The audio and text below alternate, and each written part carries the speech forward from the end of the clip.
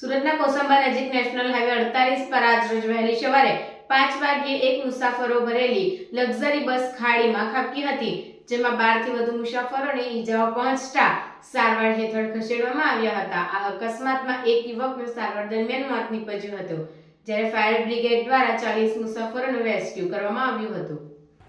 રાજસ્થાનથી મુંબઈ જતી ખાનગી ટ્રાવેલર્સની એક બસ આજરોજ વહેલી સવારે સુરતના કોસંબા પાસેથી નેશનલ હાઈવે ઉપરથી પસાર થઈ રહી હતી।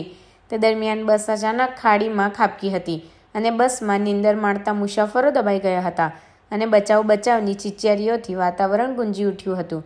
માર્ગ પરથી પસાર થતા લોકો મદદ માટે દોડી આવ્યા હતા અને 108 ઇમરજન્સી સહિતની સેવાને કોલ કરીને મદદ બોલાવી હતી।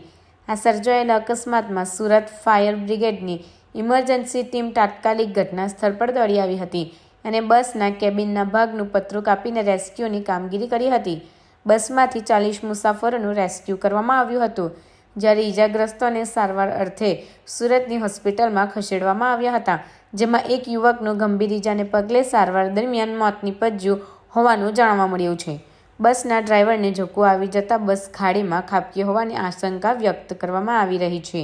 સુરત વરાછા ફાયર ઓફિસર ધીરુ ચૌહાણે જણાવ્યું હતું કે હું હાલ રજા પર હતો, ગામડેથી સુરત આવી રહ્યો હતો, ત્યારે કોસંબા પાસે પહોંચતા મેં રસ્તામાં જોયું કે લક્ઝરી બસ રસ્તાની નીચે ઉતરી ગઈ છે અને લોકો બૂમાબૂમ કરી રહ્યા છે। મારી ફરજ પ્રમાણે મેં તુરંત ગાડી ઊભી રાખી કામગીરી કરી રહેલી ટીમને મદદે ગયો હતો। બસમાં 30 થી 35 લોકો ફસાયેલા હતા, જેમાંથી 12 થી વધુ મુસાફરોને ઈજાઓ થઈ છે। चौहान हीरूभाई भूपतचंद, मोटा वराछा फायर स्टेशन, सब फायर ऑफिसर।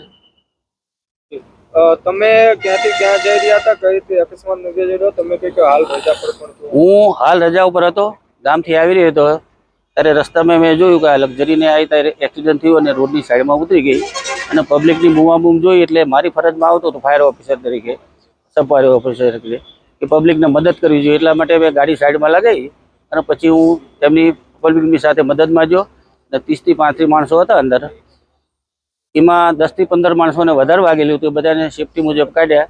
પછી અમારા ફાયરની ગાડી આવી કામરેજ ફાયર ઓફિસની, એટલે એ લોકોને પછી જે 2 જણના વધારે પગ આગળ દબાયેલા હતા એ લોકોને સ્પીડર કટર અને હેમ જેકનો ઉપયોગ કરી અને સહી સલામત એમને બહાર કાઢ્યા।